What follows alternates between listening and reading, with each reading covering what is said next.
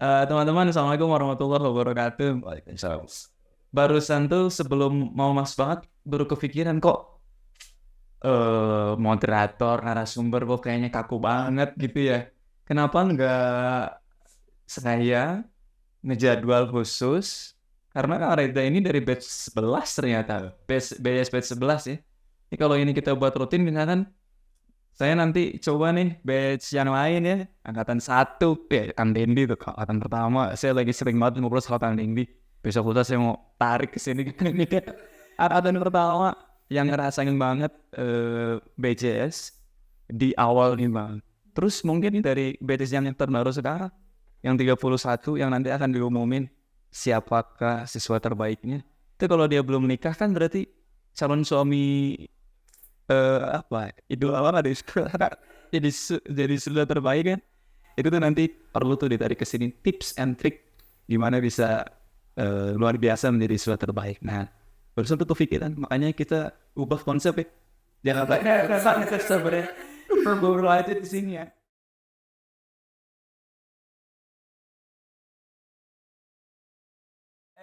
Satu lagi nih, mau terima kasih sama Kang Reza. Ini Masya Allah. Crewneck bener ya Kang ya? Betul, crewneck. Apa spesial dibuat satu hari jadi ini kan? Proyek Sangkuriang nih kayaknya. Oke. Karena Kang Reza ini dijahit ya, foundernya dijahit. Sekarang di Jakarta, tapi sebetulnya dijahitnya tuh ada di Cimahi ya, betul. di Cibabat. Betul.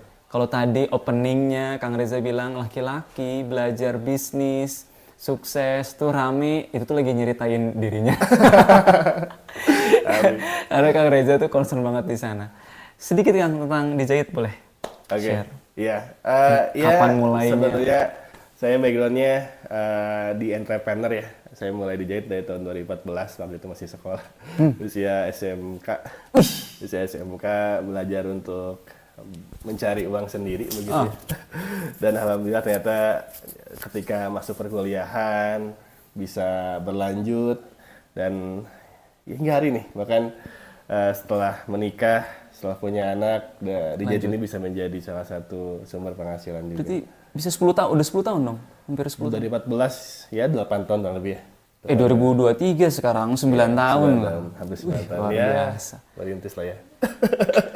Ingat nggak di materi BJS yang menggapai kemapanan mental kan? Betul. Salah satunya kan berdagang ya, berwirausaha ya. Betul. Berarti, itu tempaan mentalnya. 1 atau 2 kisah deh yang menempa mental dari dijahit. Nah, gini ya teman-teman ya, kalau di bisnis gitu ya, tentu berbeda dengan kita bekerja ya. Karena bekerja kan kita sudah jelas ya, kita tuh kerja, job desk-nya jelas, jam kerjanya jelas, dan kita akan jelas juga akan mendapatkan salary berapa di akhir bulan nanti atau di awal bulan nanti. Nah, tapi ketika teman-teman berwirausaha, teman-teman ini harus mencari sebetulnya marketnya siapa, kemudian juga sistem bisnis seperti apa.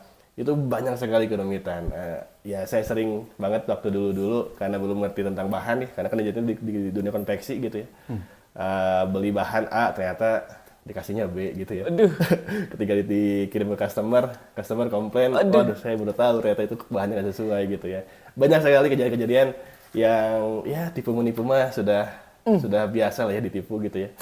Tapi ternyata teman-teman ya, yang saya bersaksi sendiri gitu ya, 8 tahun saya atau hampir 9 tahun saya bisnis, dan juga setahun terakhir saya juga sebetulnya di dunia. Jadi mungkin ya justru hadirnya forum ini kan. Jadi kami justru ingin membuka gitu ya, ingin membuka pikiran teman-teman bahwa memang pentingnya belajar kan. Masya Allah. Seringkali teman-teman kita yang ingin menikah itu kan mereka hanya mikir enaknya saja gitu ya. Kalau menikah tuh nanti bisa berduaan sama istri Bulan gitu ya. madu.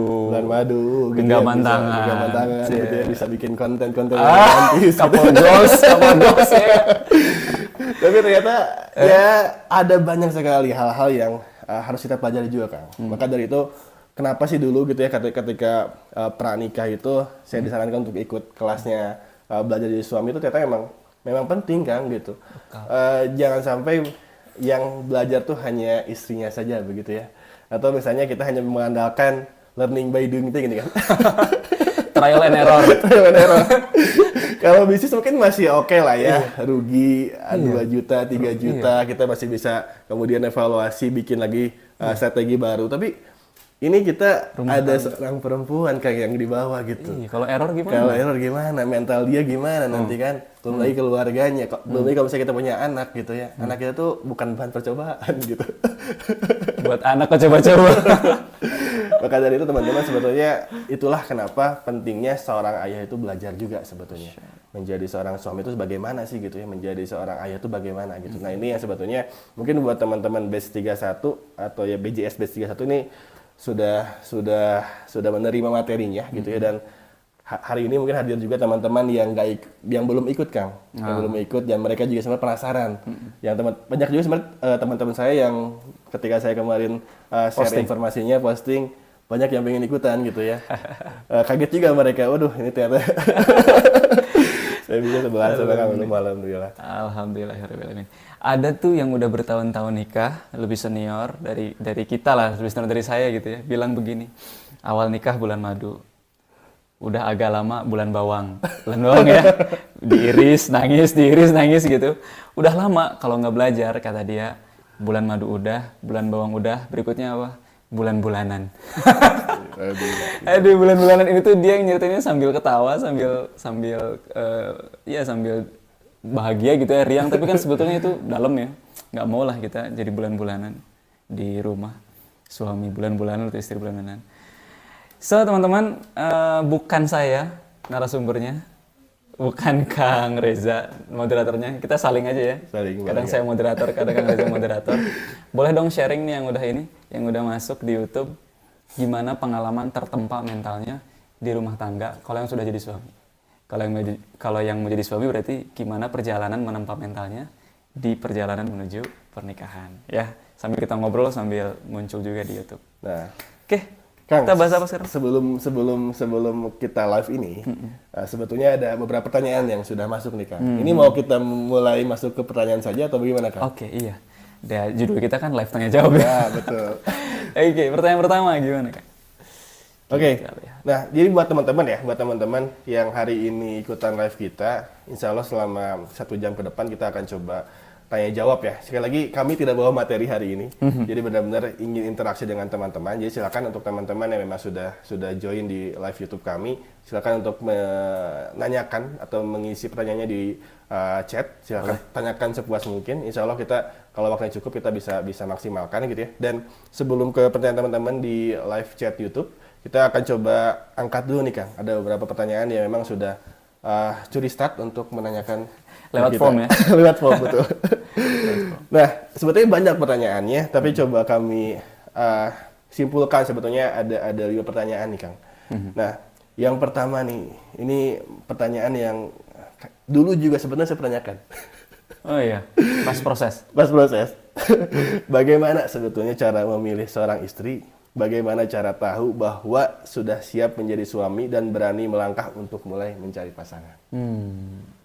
Bagaimana mencari istri? Gimana mengetahui bahwa kita tuh sudah siap untuk kemudian melangkah menjadi suami, dan bagaimana kemudian untuk melangkah untuk mulai mencari pasangan gitu kan? Yang pertama, kalau milih istri, kalau yang sudah sering dengar kajian pranikah, itu pasti sering banget dapat hadis. Tungkahul mar'atu li arba'in ya. Dinikahinya perempuan itu karena 4 hal kan. Karena apa kan? Cantiknya, keturunannya, hartanya, dan agamanya. Fadfar bidzatid, maka pilihlah agamanya. Maka taribat yadak, maka engkau akan beruntung gitu. Berarti perempuan tuh memang kalau mau mencari istri gimana? Kita cari cantiknya, keturunannya, hartanya, kemudian agamanya. Tapi yang mana yang kita pilih? Agamanya. Itu kan jadi pertanyaan, milih agamanya itu gimana? Nah, ya kan? Milih agamanya itu gimana? Apakah yang rajin sholatnya, rajin tahajudnya, rajin ngajinya, atau yang kayak gimana?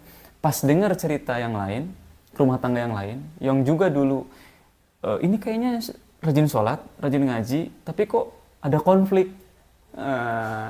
Dia kira kalau udah berumah tangga, kriterianya bagus di awal, kemudian tidak terjadi konflik. Padahal ada nggak sih rumah tangga yang nggak berkonflik kan? Kayaknya nggak ada. Kayaknya nggak ada ya. Bahkan belum mulai rumah tangga pun konflik tuh sering ada. Betul. Iya kan? Keluarga calon mempelai pria pengennya gimana, keluarga calon mempelai wanita pengennya gimana. Belum akad sah, udah ada konflik tuh. Makanya tadi benar banget kata Kang Reza, tempaan mental yang paling gede tuh lebih dari bisnis adalah di rumah tangga. Nah, maka kata Imam Al-Ghazali, memilih berdasarkan agamanya itu pilih yang akhlaknya paling baik. Pilih yang dari sisi akhlaknya. Kenapa dari sisi akhlaknya? Kalau dia misalkan sholatnya belum benar, bisa banget dididik sama suami untuk ngebenerin sholatnya. Kan itu materi berapa tuh di Bilas BJS kan? Didik istrimu. Akidah, syariat, akhlak gitu ya. Nah kalau yang tadi sholat, dia belum benar wudunya, bisa dididik sama suami. Pas sudah nikah. Neng, dek, itu loh. Sikutnya belum kebasuh. Iya kan? Kan jadi malah romantis. Tapi kalau akhlak, kejujuran, disiplin, kebersihan, apakah bisa berubah dalam sehari 2 hari? Bisa sih berubah, tapi kan harus panjang waktunya. Betul. Maka beruntunglah kata Nabi, beruntunglah memiliki agamanya yang difahami oleh Imam Al-Ghazali, beruntunglah yang memilih akhlaknya, karena pendidikan akhlak itu sudah panjang. Dan orang kalau mau berubah akhlak itu nggak sehari 2 hari. Kayak ngerubah karakter kan, lama. Makanya beruntunglah yang memilih karena akhlaknya. Ini nyambung kan sama sebuah quotes-nya, ada sebuah quotes yang pernah saya baca kan. Gimana? Ketika mencari istri itu jangan cuman cari istri yang enak untuk ditatap. Ush. Tapi cari istri yang enak untuk jadi tempat menetap. Dan kalau sudah suami istri, itu bukan cuma saling menatap, tapi juga harus menatap ke arah yang sama. Ayo dong ini yang di YouTube, muncul dong gimana nih pengalamannya. Tapi kan gini Kang, yang jadi pertanyaan saya adalah, untuk kita mengetahui akhlak seorang wanita itu kan, ya kita kan sebagai seorang laki ada hijabnya ya Kang. Nah bagaimana caranya Kang? Gimana caranya? Tadi waktu Kang Reza menempuh lewat murabi, pertama pasti dapat info akhlaknya itu dari murabi. Betul. Tapi yang kemudian kan yang lebih lama bersama dengan calon kita kan adalah orang tuanya. Nah itu bisa tuh kita minta diperantarai untuk bertemu dengan orang tuanya. Enggak yang polos nanya gitu, akhlak anak bapak gimana? Akhlak anak itu terlalu polos. Kita perlu cerdas lah untuk kemudian bisa menangkap. Misalkan, gimana sih Bu, Neng itu orangnya gimana sih? Nah itu kan sebenarnya kita pengen tahu akhlak, tapi dari versi orang tua. Jadi dari murabi, udah. Dari orang tua juga kita dapat. Berikutnya dari sahabatnya, teman-teman dekatnya. Bahkan kalau kita lihat sahabatnya, nggak harus nanya, nggak harus wawancara gitu. Lihat aja kebiasaan sahabatnya itu, maka itu kurang lebih sama juga kebiasaannya si calon itu ya begitu juga. Karena ya lihat agama seseorang, lihatlah sahabatnya. Ibarat kata, bukan ibarat kata, memang Nabi sampaikan begitu. Karena kita bisa melihat bagaimana akhlak seseorang itu dari sahabatnya. Jadi kita perlu dapat kabar yang benar dari sosok yang dipercaya, bukan orang yang tidak bisa dipercaya. Kemudian kita juga bisa melihat dari kebiasaan sahabat-sahabatnya. Gitu. Pekan baru hadir. Sudah terjawab ya insya Allah ya. Iya, Nah, tapi sebenarnya ini ada pertanyaan lanjutannya. Nah, tadi kan itu cara memilih seorang istrinya. Tadi bisa lewat murabinya, bisa lewat orang tuanya, bisa lewat sahabatnya. Tapi BTW Kang, itu mental untuk bisa ketemu orang tuanya juga tuh luar biasa. Itu laki-laki banget. Tempaan laki-laki banget kan di situ. Nah, tapi ini ada pertanyaan lanjutannya. Gimana caranya tahu bahwa kita tuh sudah siap menjadi seorang suami gitu? Karena seringkali dulu juga saya alami Kang, sebelum menikah tuh saya tuh masih untuk hidup sendiri aja tuh masih belum siap gitu, apalagi kita membawa anak orang gitu kan. Nah, titik kita sadar bahwa ini saatnya nih saya sudah harus menikah dan mulai mencari pasangan tadi gitu. Itu di saat seperti apa? Ada yang ngukur kesiapan nikah itu dari jumlah saldo rekening.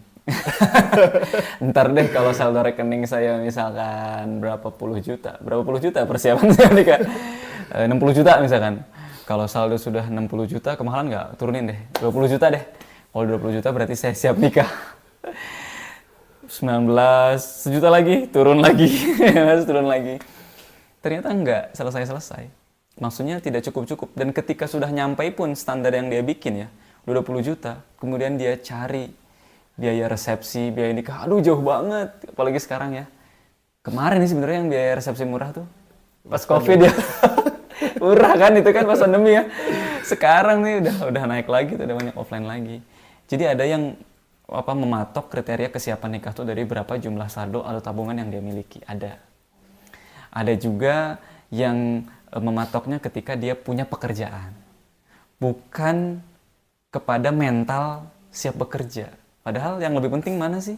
Punya pekerjaannya atau mental siap bekerjanya? Yang lebih penting kalau berumah tangga itu kan yang mana?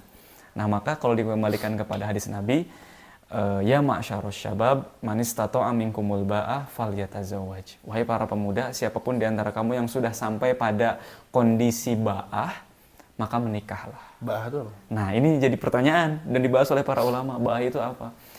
Definisi paling sederhana, paling basicnya dari ba'ah itu adalah pertama, dia sudah balik. Ba'ah itu yang pertama dia sudah balik, kemudian dia faham ilmu-ilmu agama ya, paham mana halal, mana haram, mana yang wajib, mana yang sunnah. Kemudian yang ketiga adalah dia bisa menafkahi, punya kemampuan untuk menafkahi.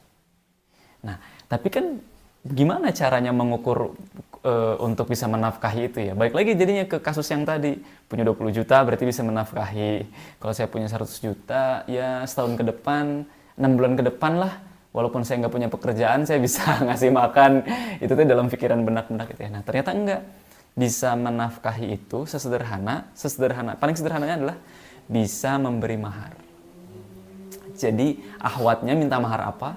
Sanggup kita, maka itulah berarti kita udah sanggup untuk melangkah menjadi suami.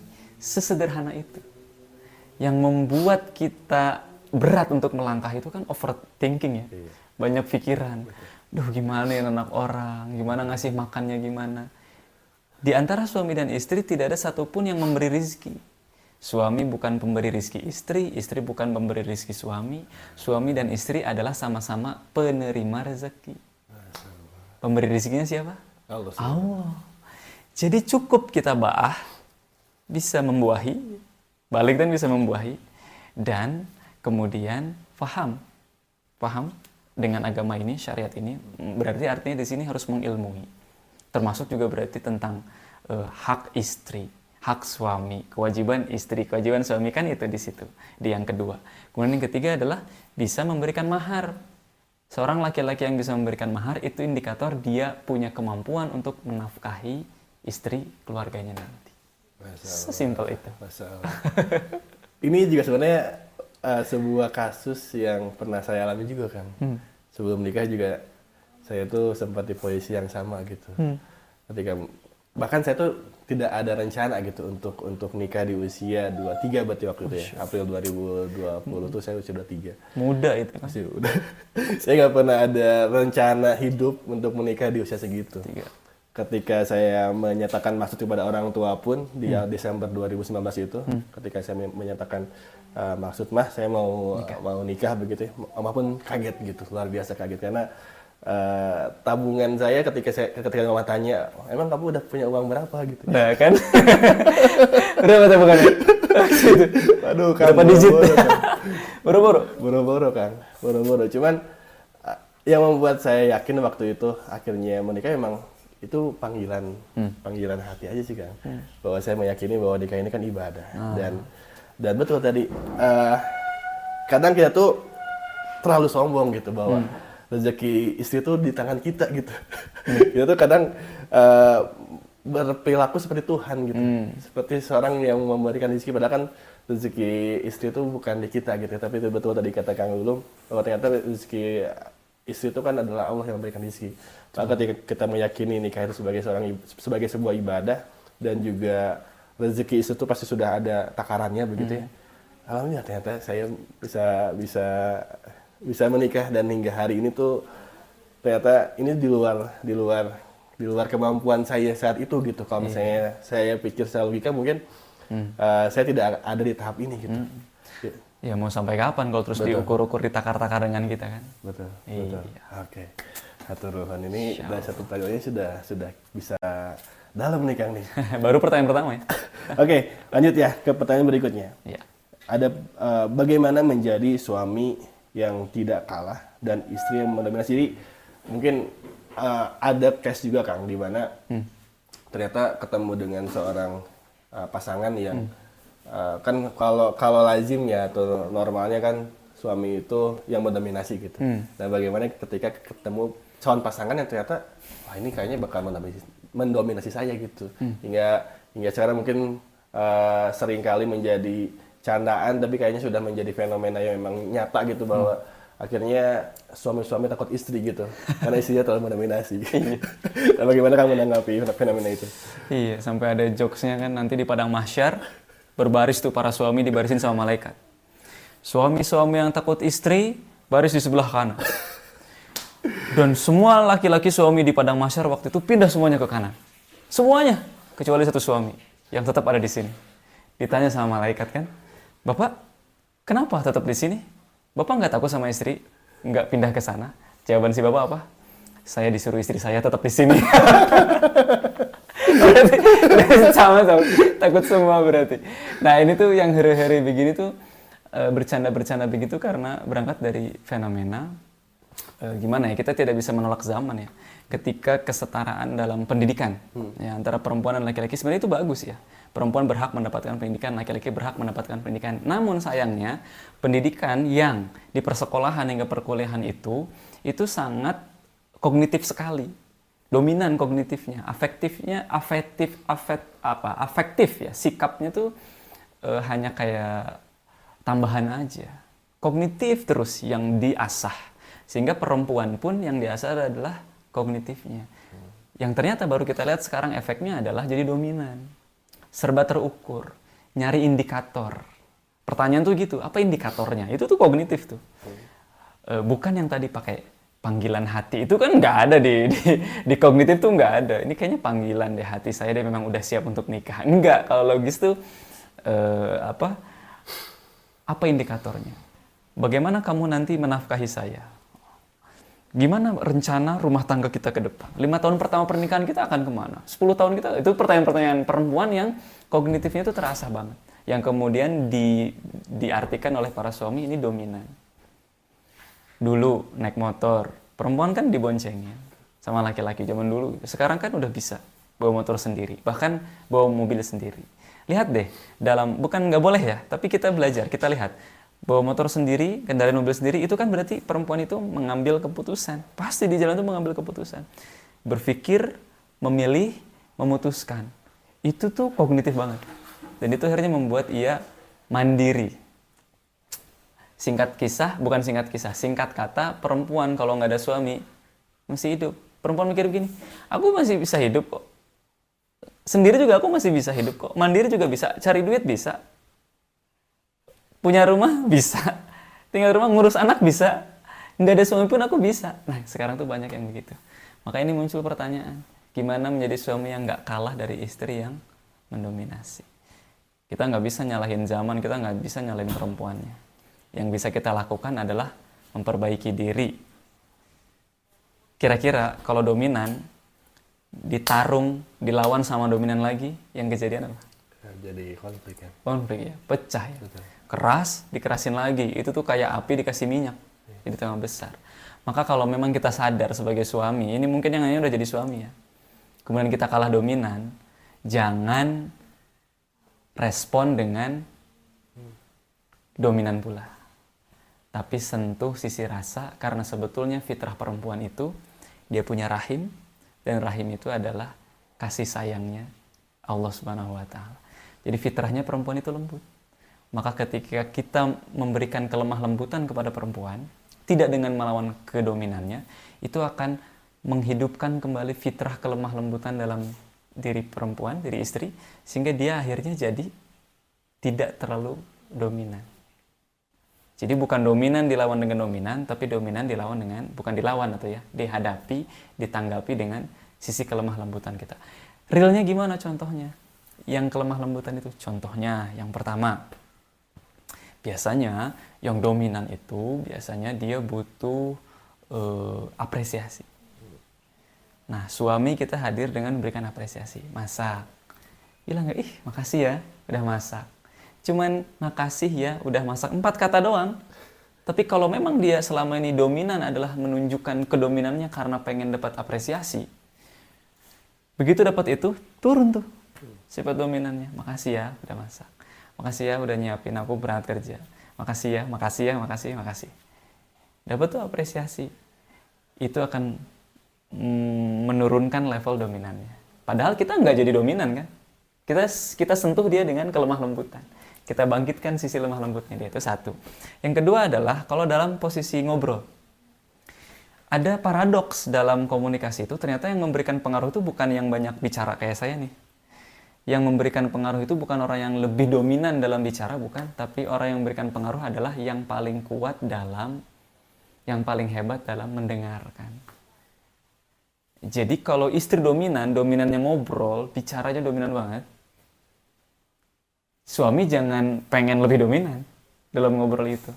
Tapi harus menjadi pendengar yang baik buat dia. Simpan gadget, simpan laptop, semuanya yang bisa ngedistract kita untuk ngedengerin dia, kemudian simak. Dan kasih tanggapan lah, nggak cuma ngedengerin dong ya, tanggapi. Nanti di ujungnya dia akan meminta pendapat kepada kita, karena pengaruh kita lebih kuat. Begitu dia banyak, kita jadi pendengar, itu tuh langsung, suamiku kok tiba-tiba pengaruhnya gede. Karena apa? Karena mendengarkan dengan sangat baik. Akhirnya di ujungnya apa? Aku harus gimana? Kan? Aku harus gimana kan? Berarti siapa nih yang ngasih pengaruh kan? Beda kalau ngobrol, nggak ada tuh. Aku harus gimana itu jadi nggak ada. Nah itulah kurang lebih ya singkatnya. Jangan lawan dominan dengan dominasi lagi, tapi hadapi dominan dengan kelemah lembutan. Satu, kita jadi tidak kalah. Ya. Kita jadi nggak kalah, tapi yang kedua adalah kita jadi memantik dalam diri istri, dalam diri perempuan itu sifat kelemah lembutannya, sehingga perlahan-lahan dominasinya akan turun, kemudian lemah lembutnya yang akan naik. Insya Allah. Jadi sebenarnya fitrah wanita itu adalah lemah lembut kan? Ya, karena dia punya rahim, kita nggak punya rahim, dan rahim kan artinya kasih sayang. Masya Allah. Ini saya juga jadi akan diaplikasikan juga.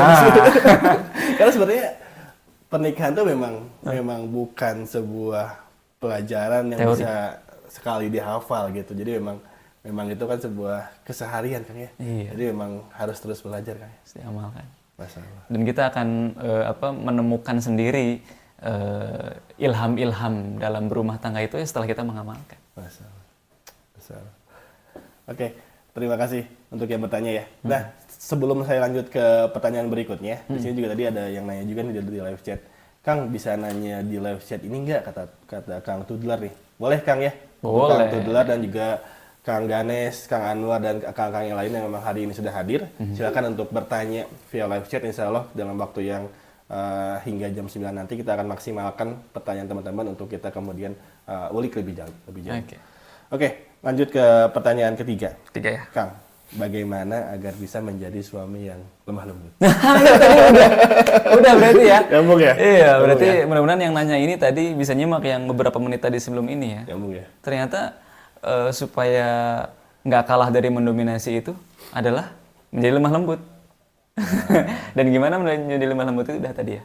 Oke. Berarti kita bisa lanjut dong. Bisa lanjut ke pertanyaan keempat. Efektif sekali kan. Ini pertanyaan ya sebetulnya saya juga ingin tanyakan Kang. Bagaimana membahagiakan istri? Gimana ngebahagiain istri? Kan udah dilakuin sama Akang tadi. Jadi tadi sebelum kita live teman-teman, Kang Reza cerita bulan apa kita kelas selaras itu ya? Februari atau Maret ya? Maret ya. Jadi waktu itu masih tinggal di Cimahi ya, tapi bolak-balik ke Jakarta. Cuman lebih sering ditinggalnya istri di Bandung ya, di sini ya, di Cimahi ya gitu. Kemudian setelah ikut rangkaian kelas itu, mungkin dapat hidayah. Kemudian keputusan berubah. Akhirnya karena lebih banyak di sana, dibawalah anak dan istri diboyong ke Jakarta ya. Ke sini yang sesekali karena lebih jarang di sini. Dan ketika sekarang ke sini, dibawa juga kan ke sini. Nah, coba deh tanya ke istri, bahagia nggak ketika bareng-bareng terus? Jadi yang pertama, ketika kita mau ngebahagiain istri tuh yang pertama harus kita kuatin itu pengamatan kita, Kang. Kita harus hebat dalam mengamati istri. Karena bahagia yang mau kita berikan itu bukan bahagia versi kita, tapi bahagia versi dia kan. Bagaimana membahagiakan istri. Kalau kita nggak pintar mengamati, nantinya kita akan membahagiakan dengan versi kita. Contoh, saya bahagia kalau diberi barang baru. Maka saya pun menyimpulkan istri pun akan bahagia ketika diberikan barang yang baru, branded gitu ya. Punya brand. Akhirnya itulah yang dia berikan. Terus ngasih barang. Padahal yang dibutuhkan oleh istri itu bukan barang, pemberian dari suami. Tapi waktu, kebersamaan, sentuhan, teman curhat, teman ngobrol, teman berkeluh kesah.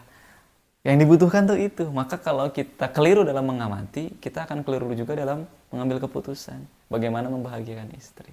Maka kunci banget sih mengamati itu. Nanti kan pertanyaan lagi, gimana caranya mengamati? Gimana cara mengamati istri? Pokoknya yang bikin kita kedistrak, halangan-halangan, obstacle-obstacle dalam kejernihan mengamati itu harus dihilangkan dulu. Oke. Tapi yang ini mungkin yang jadi keresahan saya juga ya. Ternyata mengamati itu kan sebuah hal yang mungkin mudah diucap ya. Tapi kan pada pelaksanaan juga itu cukup susah juga, karena kan ketika kita harus mengamati artinya kita harus menurunkan ego kita sebagai seorang lelaki. Nah, bagaimana caranya untuk kemudian kita bisa menurunkan ego itu, Kang? Karena kalau yang saya pribadi sering rasakan gitu, Kang ya. Justru kita sebagai seorang lelaki tuh inginnya tuh ya justru kita yang didengar gitu, kita yang diamati, kita yang diperhatikan begitu. Iya. Ego itu memang kalau pendidikan di jiwa ya, perkembangan di jiwa berdasarkan perkembangannya, memang ego itu pertama. Egosentris itu pertama. Kemudian setelah itu sosiosentris. Orang yang dengan tulus ikhlas berbagi, itu adalah orang yang sudah selesai dengan kepemilikan dirinya. Dia tuh udah puas banget memiliki apa yang dia pandang sebagai hak miliknya. Contoh, kalau anak kecil nih, udah puas dia tentang ini mainan milikku. Kalau dia udah puas, ketika mainannya itu berbagi, main barengnya sama yang lain, itu tuh akan ringan. Sosiosentris itu akan ringan ketika egosentrisnya terpuaskan. Beda hal kalau egosentrisnya belum puas. Ini mainan aku, pas dia bagi dong. Apalagi ada sedekah mainan. Enggak, ini mainan aku gitu. Wah, ini bibit pelit nih, bukan bibit pelit. Barangkali dia egosentrisnya belum puas. Nah, idealnya egosentris itu puasnya selesainya di usia 7 tahun. Bahkan 6 tahun sih sebetulnya. Pas masuk 7 tahun tuh dia udah sosiosentris. Jadi kalau ada suami misalkan punten ya, aku pengennya dibahagiain, bukan aku ngebahagiain. Itu mungkin barangkali masa kecilnya belum puas tuh egosentrisnya. Sehingga akhirnya dia transaksional. Padahal sebetulnya ketika kita memberi, ketika itulah kebahagiaan yang lebih asli itu kita dapatkan. Kita diberi, kita bahagia, yes. Tapi bandingkan rasa lezat bahagianya ketika kita memberi. Lebih lezat mana? Memberi. Maka silahkanlah memberi kepada istri, membahagiakan istri. Dan bukankah itu adalah pendidikan kepada istri secara tidak langsung? Iya kan? Iya. Bikin susu buat istri. Padahal sebenarnya kita pengen dibikinin kopi sama istri. Tapi kok istri nggak bikinin kopi ya? Karena kita punya bayangan dulu ibu tuh kalau pagi-pagi tuh bikinin kopi atau teh buat bapak kita. Tapi pas sudah nikah kok ini nggak bikinin kopi, kok nggak bikinin teh manis gitu. Dalam hati tuh ngedumel gitu. Ini kan kalau dibilang langsung dia suka nolak. Nikah aja sama perempuan lain yang ngasih kamu kopi itu pagi hari. Oh, dramanya kan begitu misalkan ya. Nah, berarti kan kita harus ngedidik, memberitahu. Nah, ngedidiknya itu dengan kita ngasih duluan. Cek. Beri. Itu kita tuh lagi ngasih referensi. Oh, pasangan tuh pagi hari tuh bisa memberi minuman seperti ini ya. Mungkin dia, istri kita masing-masing itu nggak punya referensi. Nggak punya pengalaman. Kalau pagi hari tuh bisa romantis loh dengan saling memberi begini.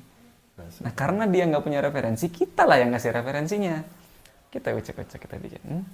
Manis. Itu bukan kita lagi ngalah, bukan kita lagi kalah, bukan. Kita lagi atas, kita lagi ngedidik dia, kita lagi jadi gurunya dia.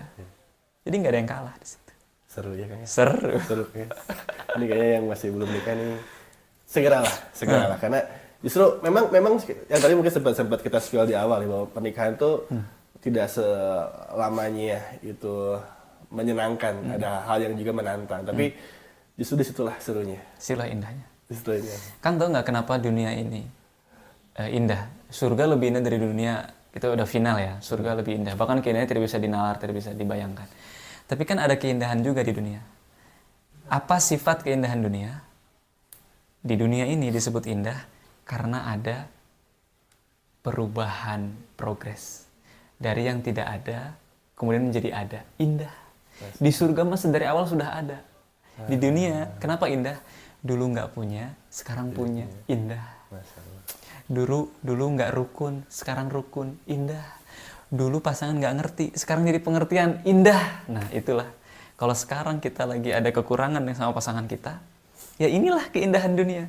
Begitu nanti si kekurangan itu menjadi sempurna, itulah indahnya dunia. Masya Allah. Ini enaknya kalau misalnya kita menyikapi sesuatu itu dengan positif ya, dengan berhusnudzon kepada Allah. Sesuatu yang mungkin kita anggap awalnya itu menjadi sebuah keburukan, ternyata menjadi sebuah keindahan. Kan? Keindahan. Dan itulah, karena inilah di dunia. Indah itu karena dulunya nggak sempurna. Masya Allah. Oke, lanjut ya ke pertanyaan berikutnya. Ini mungkin pertanyaan yang cukup dalam juga kan? Apa tuh? Tentang visi misi keluarga. Bagaimana visi misi keluarga dan karakter suami dan ayah ideal? Berat. Ini boleh nggak kalau dijawabnya di kelas saja? Karena di kelas belajar jadi suami itu kan ada khusus tentang misi keluarga. Betul. Jadi guru-guru rumah tangga kita itu ada dua pendapat lah secara umum ya. Yang pertama itu pendapat pertama, visi dulu disimpan, kemudian nanti misi. Visi keluarga, kemudian misi seperti di perusahaan lah. Kan visi selalu di atas. Betul. Kemudian misi adalah langkah-langkah mewujudkan visi itu. Visi itu apa yang kita lihat di masa depan ya. Betul. Kemudian misi itu apa yang kita jalani saat ini. Kita mau ke Surabaya, visinya tuh. Kemudian misinya kan perjalanannya tuh lewat utara, lewat selatan. Tuh, misinya tuh ya begitu. Itu pendapat pertama dari guru kita. Guru kita yang lain juga menyampaikan justru bukan visi dulu yang di atas, tapi misi. Dan definisi misinya tidak sama dengan yang tadi, tapi misi inilah sebuah tugas. Sebuah tugas. Bukan misi yang mewujudkan visi, tapi sebuah tugas yang diemban oleh sebuah keluarga dari Allah Subhanahu wa taala karena sudah mempertemukan sepasang laki-laki dan perempuan ini untuk kemudian menjadi berjodoh pasangan. Kita mungkin punya rencana, Kang Reza mungkin punya rencana dengan pasangan. Tapi rencana kita kan paling berapa lama sih terhadap rumah tangga ini? Terus yang kejadian juga banyaknya kan yang tidak sesuai rencana. Iya kan? Jadi kita mungkin tidak punya rencana. Bolehlah kita bilang, kita mungkin tidak punya rencana akan pernikahan kita dengan pasangan. Tapi Allah tidak mungkin tidak punya rencana. Allah pasti punya rencana kenapa Kang Reza dinikahkan dengan istri. Kenapa saya dinikahkan dengan istri saya? Allah pasti punya rencana. Pasti itu. Dan rencana Allah itu harus kita temukan.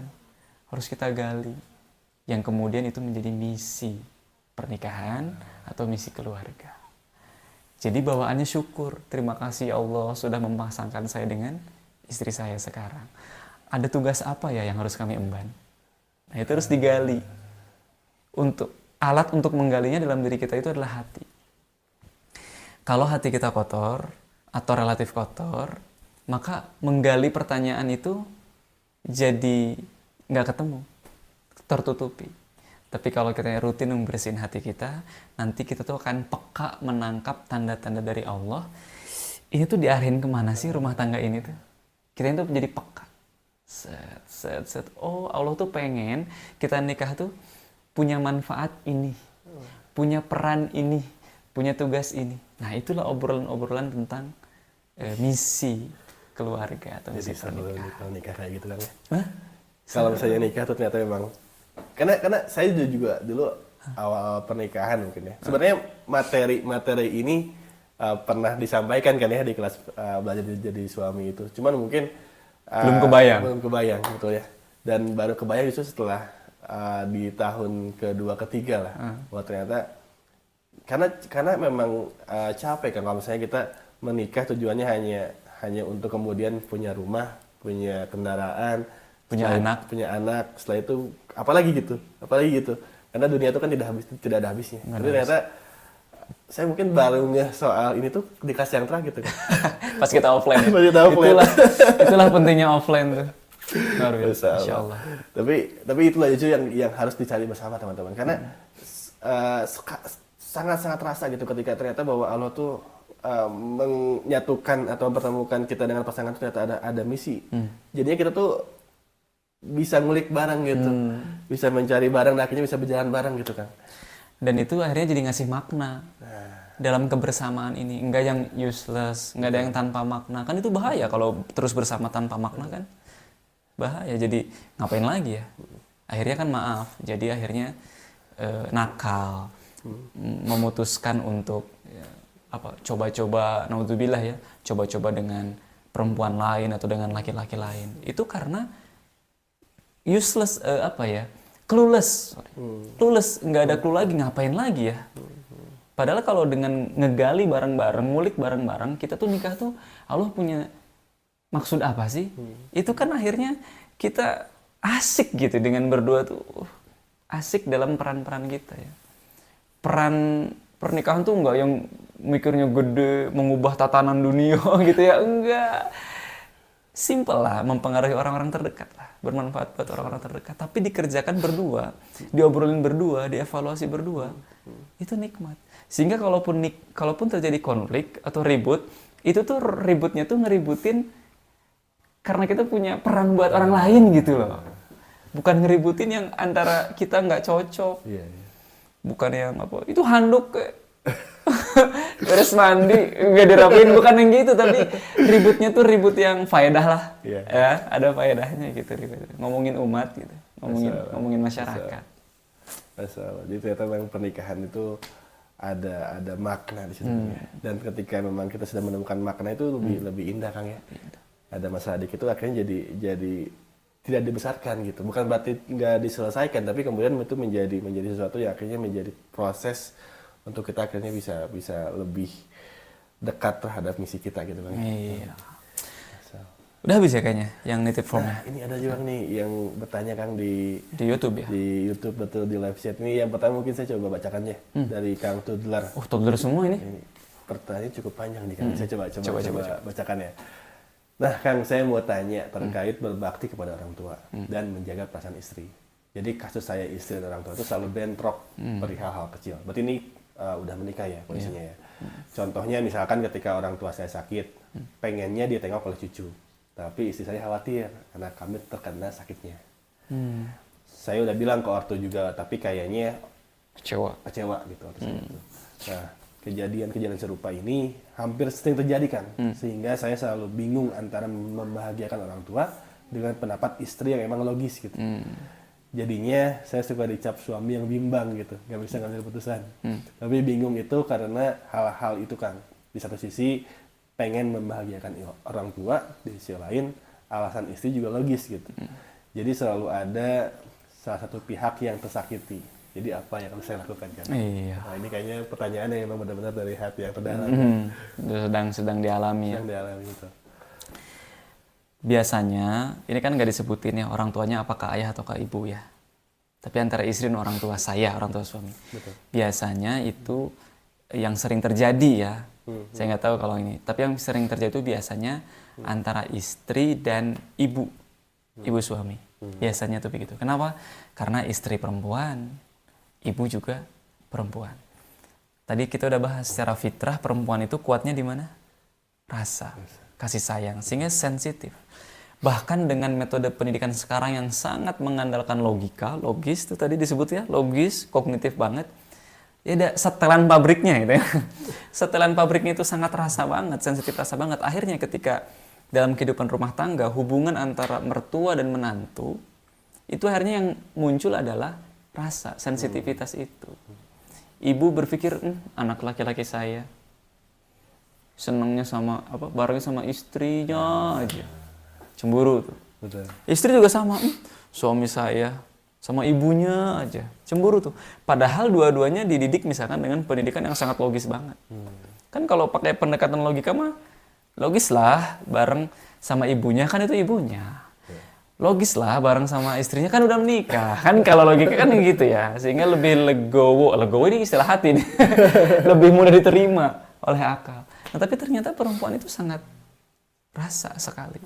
Maka menghadapi persoalan ini kita perlu memahami bahwa inilah yang akan terjadi kalau antara perempuan dan perempuan.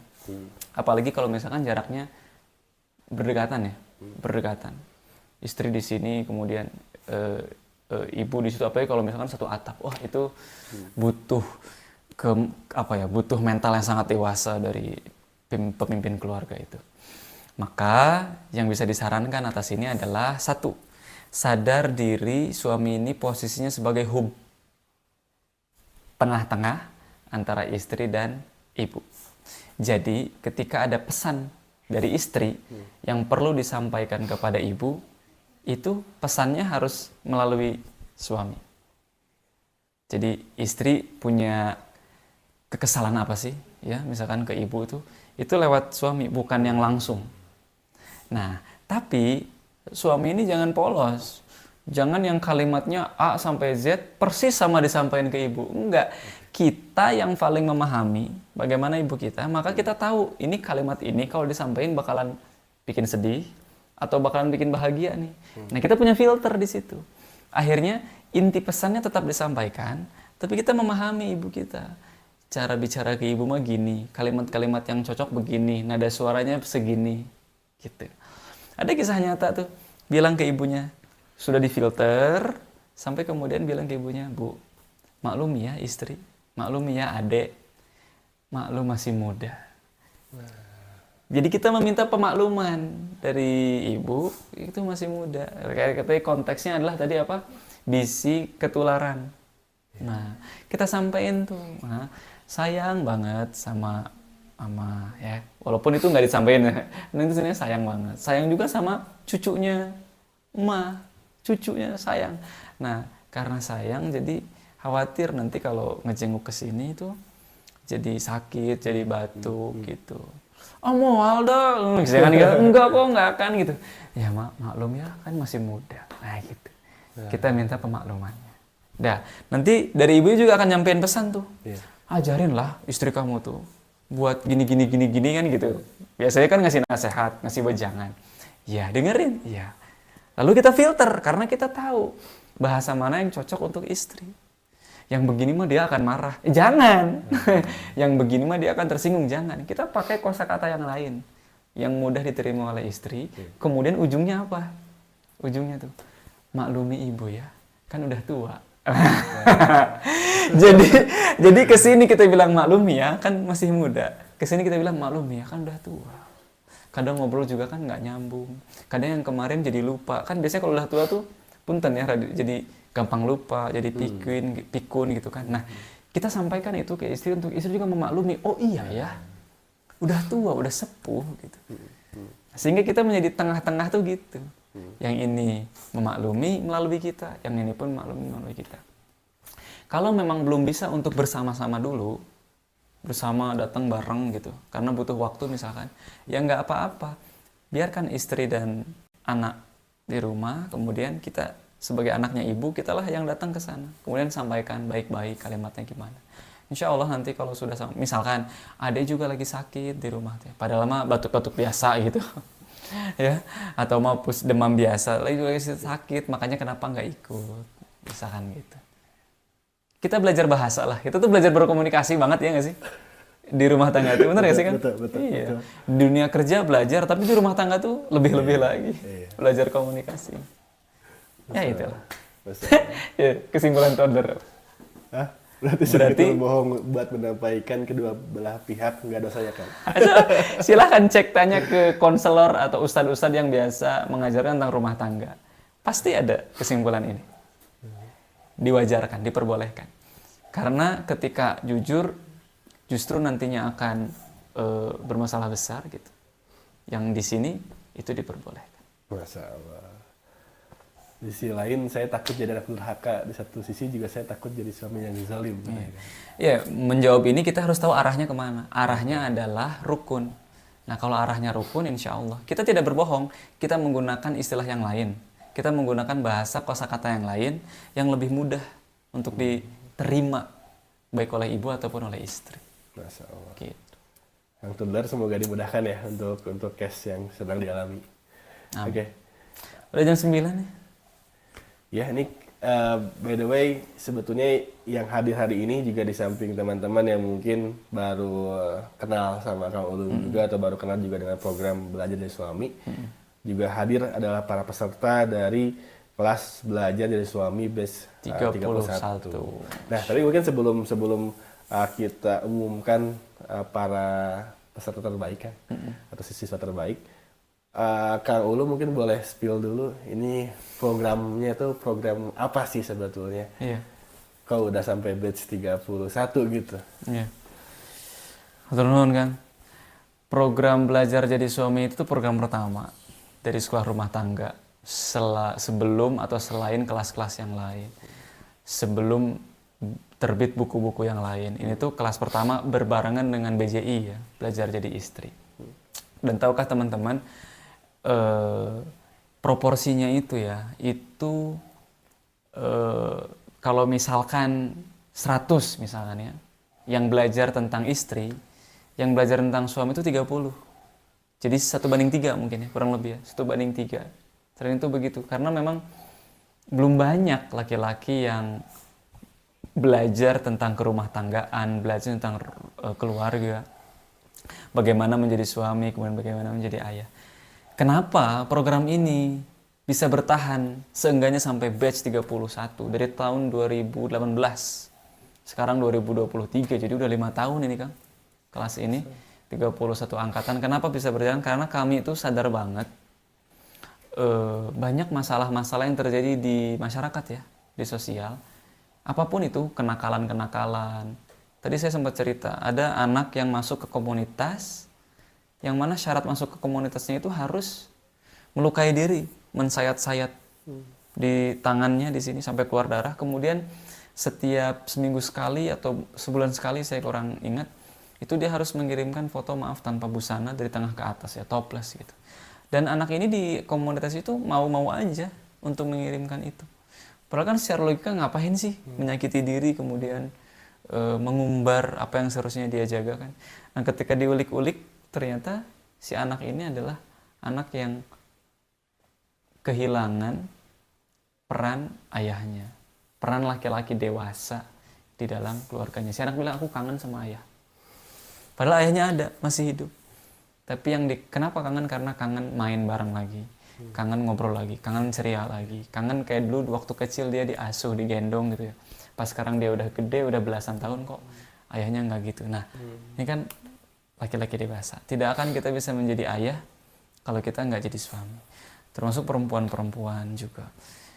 Aduh, tanpa suami yang belajar, kayaknya masa kini kalau untuk jadi suami itu berat ya. Apalagi tadi pemberdayaan perempuan banyak kan. Program pemberdayaan perempuan, baik yang resmi ataupun yang non formal gitu banyak. Sampai ada kementeriannya. Nah, pemberdayaan perempuan. Tapi ada nggak sih pemberdayaan laki-laki kan? Nggak ada. Laki-laki, perbedaan pendapat sama istri, beda pendapat sama istri, kemudian laki-laki itu memilih jalurnya adalah dengan mukul, dengan nendang, itu kan berarti dia nggak berdaya. Tidak berdaya ketika diposisikan berbeda pendapat dengan istrinya. Sehingga dia jalan keluarnya adalah dengan kekerasan. Kan itu tidak berdaya. Walaupun makna berdaya adalah keras gitu ya. Tapi kan justru laki-laki yang berdaya itu yang bisa memanage dirinya, jiwanya, hatinya ketika terjadi perbedaan pendapat. Itulah yang berdaya justru. Yang kuat itu bukan yang menang gulat, tapi yang kuat itu adalah yang bisa mengendalikan hawa nafsunya. Nah itulah yang berdaya. Dan ini tuh nggak ada. Maksudnya nggak ada itu tidak banyak. Maka kenapa ini belajar jadi suami ini tetap bertahan, tetap ada insya Allah, mengingatkan diri kita, mengingatkan kita sama-sama ya. Kita pengen ke depan itu banyak laki-laki yang mulai sadar pentingnya belajar rumah tangga, tentang keluarga. Dan ini bukan cuman soal romantis-romantisan. Tapi belajar rumah tangga itu adalah soal menyelamatkan generasi. Nanti ke depan anak-anak kita tuh akan terselamatkan hidupnya karena ada laki-laki dewasa yang cakap menjadi suami dan cakap menjadi ayah. Masya Allah. Gitu kan. Masya Allah. Insya Allah. Untuk programnya itu kan sebetulnya gimana kan? Maksudnya dilaksanakan setiap kapan, metodenya kayak gimana? Biasanya kita tuh dari batch ke batch lagi tuh selangnya kira-kira 2 bulan. Jadi kalau misalkan Januari ada batch, nanti buka atau kelas lagi jalan lagi tuh Maret. Oke. Kayak gitu, karena di tengah-tengah yang Februarinya itu kan kelas lagi jalan. Kita kalau kelas lagi jalan kita coba fokus ke situ deh, nggak buka batch baru gitu. Jadi pendaftaran, kelas, dibuka, kelas jalan, pendaftaran, kelas jalan. Jadi selalu 2 bulan sekali. Nah yang ini, yang sekarang ini, hari ini kan penutupan. Oke. Yang batch 31. Besok kita buka Masa. batch 32-nya, pendaftarannya. Besok banget. Mau ikutan?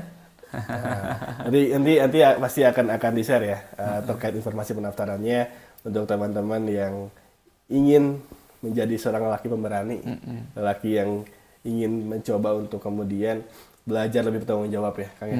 Menjadi seorang suami itu bagaimana caranya? Nanti pasti akan ada informasinya. Iya, ada nggak? Kita bisa tampilkan nggak nih kurikulumnya ya bagi yang belum tahu infonya. Kurikulum dari kelas belajar jadi suami. Kita kan belajar selama 30 hari. 30 hari. 30 hari.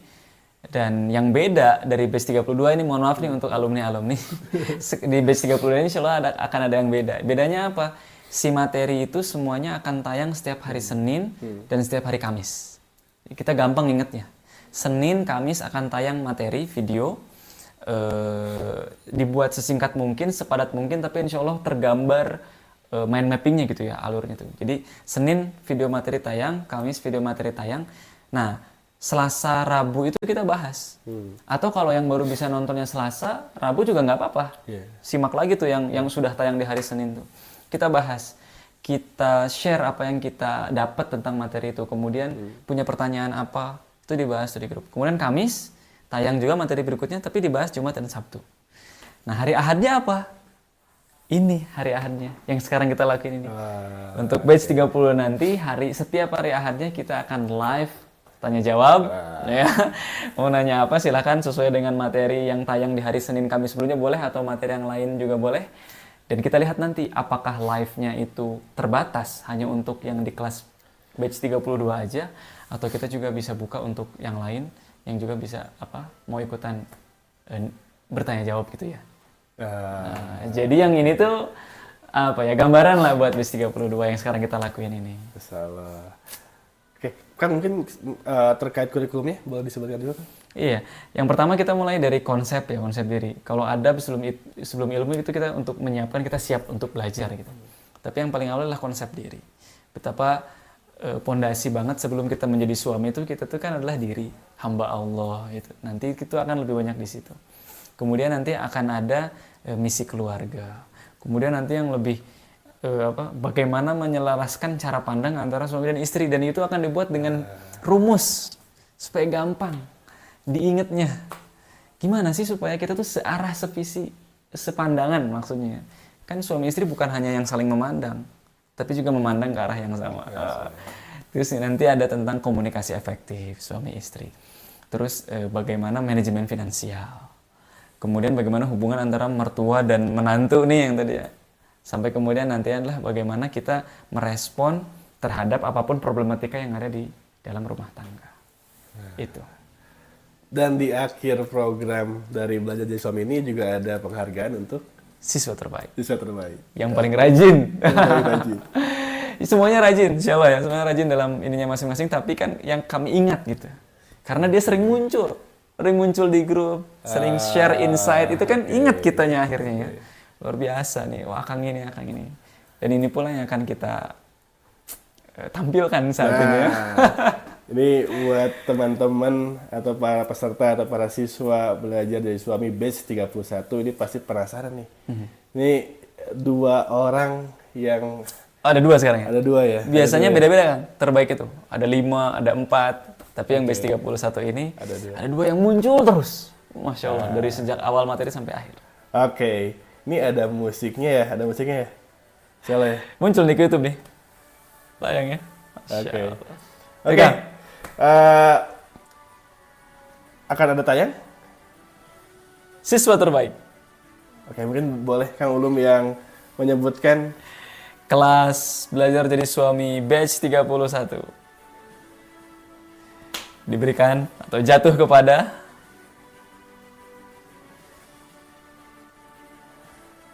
Jeng Kang Reza. Aduh. Terbaiknya Kang Reza. Ini dia.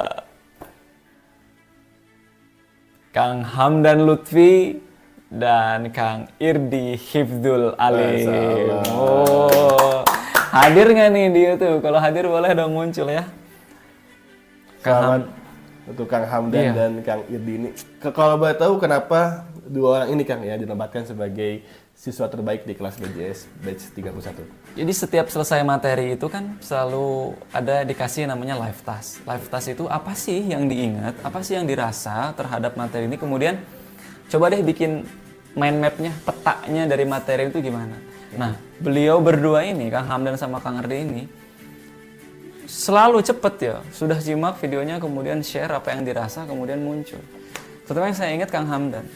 Kang Hamdan tuh yang paling saya ingat tuh ketika beres bahas manajemen emosi. Ada materi kita manajemen emosi.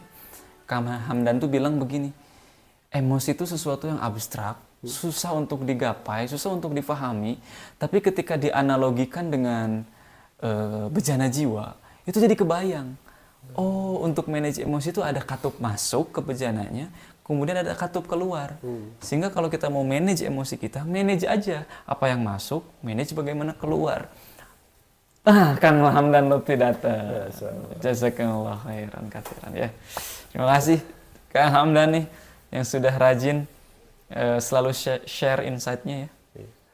Kang Hamdan ini, Akang tahu nggak bahwa beliau itu apakah memang calon suami atau gimana? Terakhir update sih masih belum nikah. Belum nikah. Oke. OTW menuju nikah. Oke. Dan asli Bandung.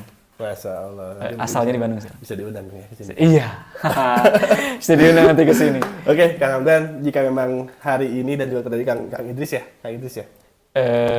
Irdi. Kang Hamdan dan Kang Irdi, jika memang hari ini sedang tahap menuju pernikahan, mudah-mudahan Allah mudahkan. Jika memang belum bertemu dengan pasangannya juga semoga Allah pertemukan dengan pasangan yang terbaik. Mudah-mudahan Kang Hamdan bukan seperti yang banyak, yaitu ikutan kelas ini karena syarat.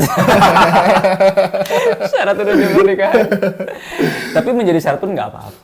Nggak apa-apa ya jadi syarat. Kadang emang manusia tuh harus diingetin dulu kan. Dijeburin dulu ke kolam supaya bisa belajar renang. Nah, itu mungkin yang terjadi dengan saya. Oke. Oke, pengumuman siswa terbaik ini menjadi akhir juga ya Kang ya dari sesi atau acara hari ini. Tanya jawab belajar dari suami. Mungkin dari Kang Ulum ada kalimat penutup? Menjadi suami itu tadi kata Kang bukan perkara yang sepele, memang penuh banyak tantangan. Tapi tantangan itu mudah-mudahan kita hadapi bukan dengan lari ya. Tidak lari dari tantangan, tidak flight, tidak terbang, tapi kita fight. Bukan fight memukul pasangan, tapi kita fight, kita hadapi persoalan, pemikiran, apa yang menjadi beban pikiran itu kita hadapi, kita nggak lari. Dan saat kita menghadapi persoalan itulah kita akan memantaskan diri kita menjadi suami, menjadi ayah yang menyelamatkan generasi peradaban ke depan. Masya Allah. Oke, terima kasih buat seluruh peserta yang hadir hari ini. Untuk para peserta yang belum daftar atau belum menjadi siswa dari Belajar Dari Suami, kami tunggu di batch 32 dan silakan kunjungi Instagram Sekolah Rumah Tangga. Di situ informasinya sangat-sangat lengkap terkait bagaimana caranya untuk daftar di kelas Belajar Menjadi Suami. Yang mau memantaskan menempa mentalnya di bisnis boleh DM ke Kang Reza ya. Gimana sih ngebentuk sampai 8 tahun 9 tahun dengan dijahitnya ini. Nah itu penting banget ya. Lagi-lagi kita yang mau mulai mau berbisnis. DM aja langsung. Saya yang ikutan tanya jawab belajar jadi suami. Oke ya? Nggak akan ditolak kan? Bisa. Oke, mungkin saya mewakili seluruh panitia yang hari ini menyiapkan acara ini. Mohon maaf apabila tadi mungkin di awal sempat ada gangguan suara ya, ataupun ada hal yang kurang maksimal. Saya sekali mohon maaf, tapi mudah-mudahan dari sesi ini, sesi yang mungkin singkat 1 jam ini, tapi mudah-mudahan ini menjadi awal untuk kita semua akhirnya bisa memantaskan diri menjadi seorang suami. Sekali lagi, saya mohon maaf atas kesalahan yang terjadi. Saya Reza dan saya Ulum. Ini nggak tahu. Oke, kami pamit. Sekian. Assalamualaikum warahmatullahi wabarakatuh. Wabarakatuh.